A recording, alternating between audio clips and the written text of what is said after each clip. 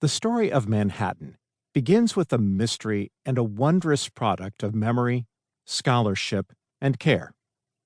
The mystery is what the island was called by the people who lived there before the Europeans arrived. No one knows what name to use because the native world as it was experienced on the island was scattered or destroyed, and the choices we have come from incomplete European documents. But maybe that is just right. The story of a legendary place should begin with questions we can't quite answer.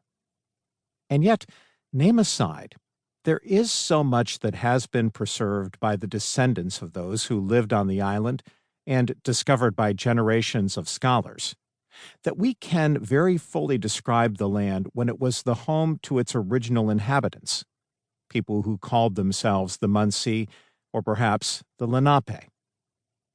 Before the arrival of the Europeans, people living along the coast from what is now Canada to the Carolinas spoke similar languages. But that is like saying a lot of people in the world speak languages linked to Latin, everything from Italian and French to Catalan and Romanian. That tells you something, but not enough to separate one group from another. The people who lived on what is now Manhattan spoke a version of this shared language family that came to be called Munsee. That means people from Minisink, a small island on what is now the Delaware River. Minisink itself, like Munsee, and probably no one knows for sure Manhattan, seem to refer to islands. The people who lived on, near, or between certain islands had close family relations and spoke a common language, saw themselves as a distinct group. They may have used the word Nanapa, man, to define their men as special, distinctive. Related groups who lived in what are now parts of New Jersey and Pennsylvania used a similar term for themselves, Lenape. Island people, real men. That is as much as we know. Before we talk about the Munsee and how they knew and used the island, let's explore on our own to get a sense of the island's many environments.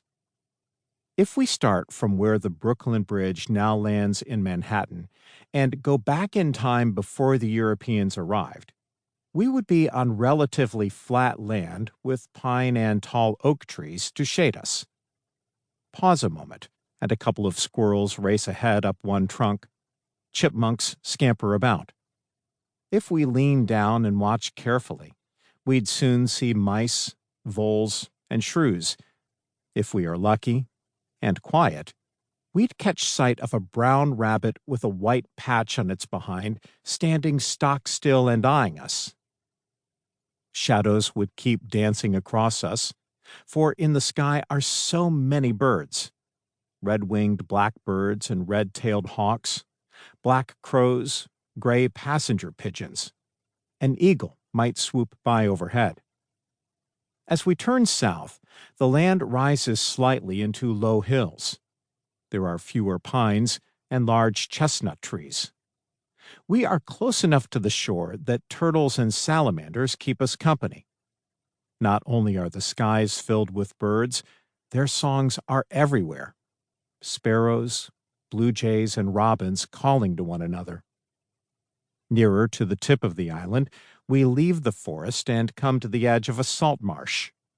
We are in flat, muddy land where grasses grow right up to the edge of the water. Crossing the marsh, we are back in the pines until we reach the very end of the island. Now we have our pick of eel, fish, and shellfish.